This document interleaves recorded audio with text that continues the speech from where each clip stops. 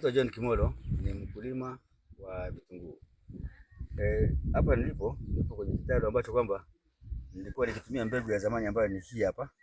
Kama unavyoona ni mbegu ya kienyeji, na hii hapa ni mbegu ya Meru Super. Nimeona mbegu ya Meru Super inafanya vizuri sana, na mpaka sasa hivi hii mbegu tunaitelekeza, tunaanza kufuata hii hapa, na ninawaita wakulima wenzangu kuja kuona mfano wa hii mbegu ili waendelee kutumia hii mbegu, wasitumie mbegu ya Meru Super, wasitumie mbegu hii ya asili. Mbegu ya Meru Super inafanya vizuri sana kwa kweli, na tangu nimeanza kuitumia inanipa mapato mazuri. Na mbegu ya Meru Super kwa kweli haina magonjwa mengi, inakizana na magonjwa tofauti na hii mbegu ambayo kwamba ni ya kienyeji.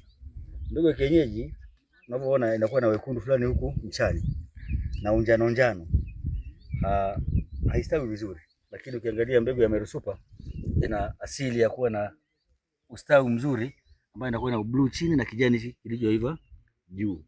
Kwa hiyo ubora wake uko hapa hivi, na washauri wakulima wenzangu kwa kweli watumie mbegu ya Meru Super, mbegu bora zaidi. Pia vile vile baada ya kuosha mbegu hii hapa, tuende moja kwa moja kwenye uhalisia ambao kwamba mbegu hii ishaisia ambayo sasa hivi naitoa na kuweka kwenye vitalu. Tunaweka kwenye vitalu tayari kwa kuipandikiza, ili tuweze kufanyaje, tuweze kutoa. Na mbegu hii huwa tunaitoa humu na kuongeza baadhi ya nyingine, kwa mfano kama mfano huu hapa ambapo tumetoa kabaki mbegu nyingine.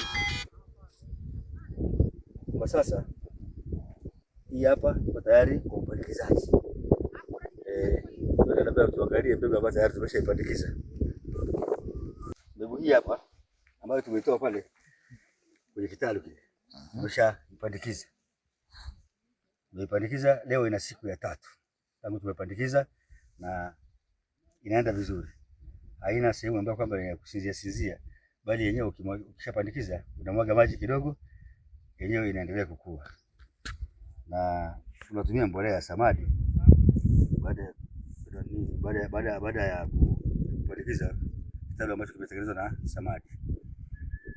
Baada ya hapo tunatumia madawa mengine ya kawaida katika kuikuza na kutumia mbolea nyingine, kwa mfano kama dapu wakati wa kupanda. Ni muhimu sana kutumia dapu wakati wa kupanda kitalu kikiwa na dapu kwa ajili ya ukuaji na utengenezaji wa mizizi. Sasa baada ya hapo hivi wote labda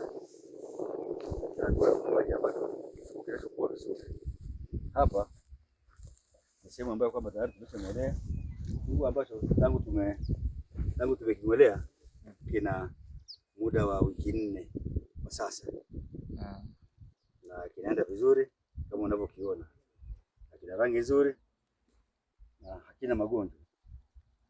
Basi baada ya hapo hivi tuangalie labda pengine ubora wa zao lenyewe.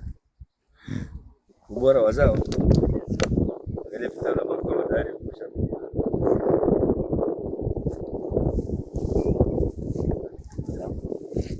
So mbegu ya Meru Super ni kitunguu bora kinachoonekana, kitunguu ambacho kwa kweli kinavumilia, hata nikiweka ndani kinakaa zaidi kwa muda mrefu kidogo kuliko vitunguu vile vya asili.